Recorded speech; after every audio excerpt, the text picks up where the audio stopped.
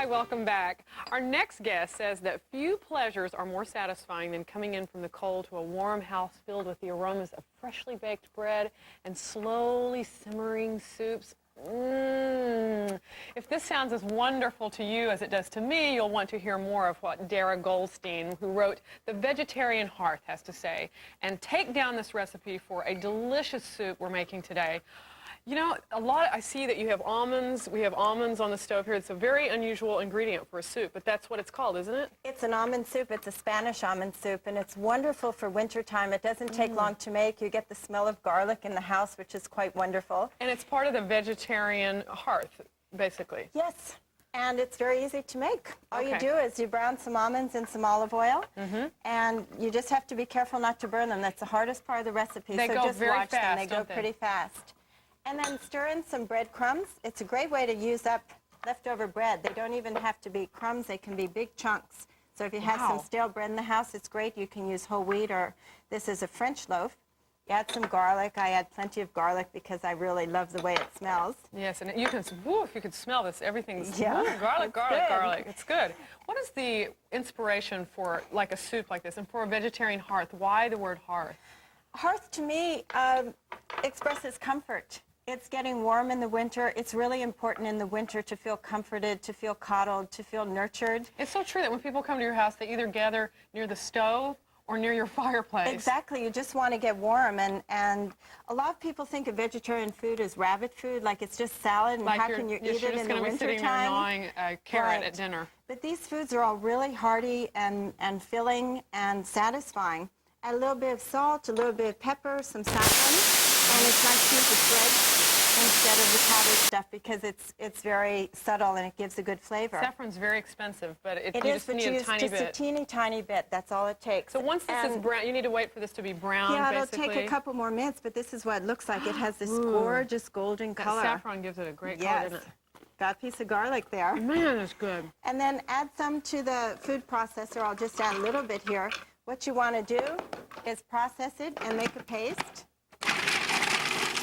A little at a time like that? Don't dump the whole thing in? No, you can dump the whole thing in. Oh, okay. It's just, and you keep doing that for about 5 minutes until it turns into this paste. You can see it's nice and thick, and all the flavors are blended. And this is the basis for this soup, right? It is, and the nuts and the breadcrumbs provide thickening, so you don't have to use any flour. And it's a really healthy soup. Yeah, you've got your fat, good fat in there. Almonds are a good source of good fat. Right, and olive oil, and that's the only fat. And then you just pour in water that's boiled, and you simmer it for about 5 minutes. Now, will that thicken even more as it simmers? It will. And here's what the finished soup looks like. Ooh, wonderful. Should we taste that? Yeah, let me give you a little, Susan. I love it. You spent a lot of time in cold climate. I've spent a surprising amount of time in cold climates, and I still keep going back for more. It surprises me. But say a little bit. You spent a lot of time in Russia, and talk a little bit about how they deal with the cold there. It's a different kind of cold, really, isn't it? It's a much drier cold in Moscow, where I've spent most of my time, and in the countryside around there. And it's quite exhilarating when the sky is blue and the temperature is way below zero. I just feel a lot of energy, and And you deal with it differently than seeking an artificially heated room or something, as we do here. Exactly. And what's so wonderful is coming in from the cold, stripping off those layers of clothes, and having good soup. So delicious, delicious, and very comforting. All right, now we're going to have a salad to go with this, which also looks beautiful, as well as smells beautiful, with oranges and, what is it, red peppers? Yes. Part of the reason for this cookbook was to bring light into people's lives in the wintertime when it's so dark. So a lot of my foods are beautiful colors like this, or the oranges and the peppers. So all you do here, if you want to slice some oranges, Susan. Now these are all nicely sliced, the peel away. It's already been sliced away. And try and get rid of the white pith, because that often adds some bitterness. So just take a knife and, besides peeling it, cut all the way around. You can put those onto that plate there. Okay. And now you even had a picnic one time in the cold, didn't you? I did. It was one of the best picnics of my life, standing up in a birch grove in the snow. It must have been about 20 below. What did you eat? Oh, we had wonderful pirashki, which are Russian pies. These had been stuffed with mushrooms and onions. We had some vodka, which also helped warm us up, of course. and thermoses of tea. It was really quite wonderful. But you never sat on the ground because it was too cold to sit. No, we had to stay standing. Now this is looking very beautiful. Okay. Now I have some red peppers that have been sautéing in some olive oil. And actually, I'm just going to push these together in the center. Okay. And then you put the red peppers on top. But you leave the olive oil in the pan because it makes the basis for a wonderful dressing. Ah, so it's got all the juices from those peppers in it. It's flavored olive oil. Good idea. And if you can put some onions, some red onion, and also some olives on top, then what I'm going to do is I've pressed some garlic in this mortar and pestle with some salt. It makes a nice paste. Now, is that a good way to do the garlic for this particular recipe? It is, because it makes it much finer than if you mince it, but if you don't have a mortar and pestle, that's fine. You can just use a knife. You stir it in, you cook it for just a minute until the garlic browns ever so slightly. You don't really want it to cook.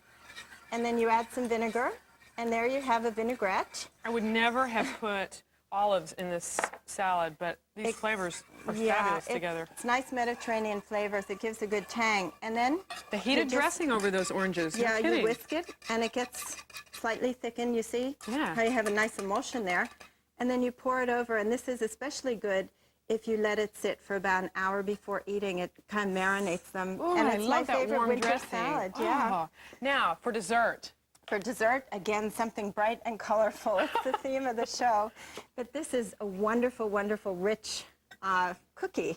Basically, we've made a dough with sugar and butter. And What's not to like? Let's face yeah, it. everything. There's no flour? Yeah, there's flour. There's about twice as much flour as sugar.